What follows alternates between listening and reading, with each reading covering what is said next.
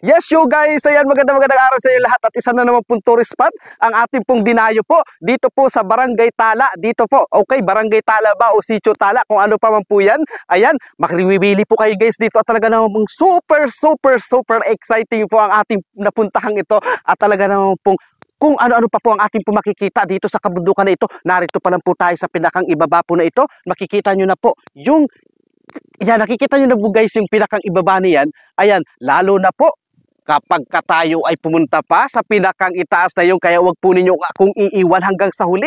Samahan nyo po ako dito guys at bago po ang lahat, bago po para tayo maging malakas at para tayo maging energetic, wag po nating kalimutan na magmerienda o kumain po ng Lemon Square para po tayo ay lumakas, maging energetic papunta po sa mga kabundukan. Ayan, linamnam at sarap po ang ating pong malalasap. Ayan, bago po tayo pumunta ron at talaga naman po wag po ninyo akong iiwan guys hanggang sa huli ha, at talaga pong magpapalakas po muna tayo sa ating pong Lemon Square. At habang tayo nga guys ay umaakyat patungo sa pinakatuktok nitong bundok po na ito, ay talaga naman pong nakikita ko na po yung ating pong mga nasa paligid dito, yung ating pong nasa background guys.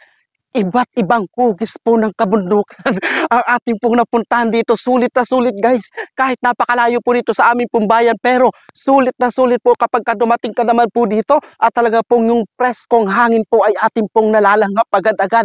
Talaga pong kahit na ano pong init po ng panahon, kapag narito ka po sa pinakalugar po na ito, ang pakiramdam mo ay malamig. Kaya samahan niyo po ako hanggang sa huli, hanggang sa matapos po ang video po na ito. Ayan na nga po guys, narito na po tayo sa pinakatuktok ng bundok na ito at ito nga po guys ay sa Barangay Tala.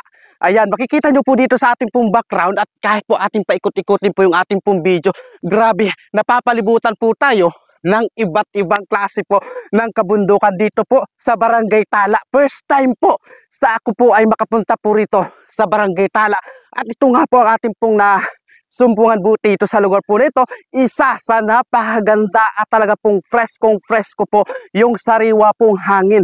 And then dito kapag hinarap naman po natin dito yung video po natin sa kabila, ito naman po yung atin pong makikita. Isa na naman pong tourist attraction po ang ating pong napuntahan na talaga naman pong kawiwilihan ng ating pong mga dumarayo pong mga turista po dito sa ating pong bayan ng San Francisco, Quezon.